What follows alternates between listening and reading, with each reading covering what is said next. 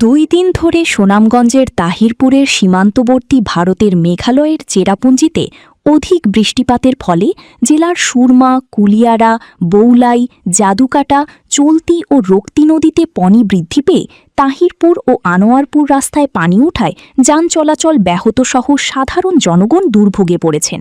ফলে এলাকার সাধারণ জনগণ হাটবাজারে যেতে হলে নৌকাযোগে যেতে হচ্ছে এবং গবাদি পশু নিয়েও রয়েছেন চরম বিপাকে।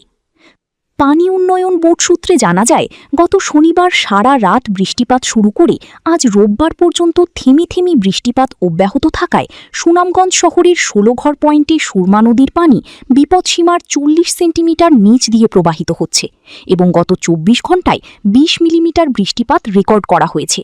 আগামী 2-3-48 ঘণ্টা বৃষ্টিপাত হওয়ার সম্ভাবনা রয়েছে।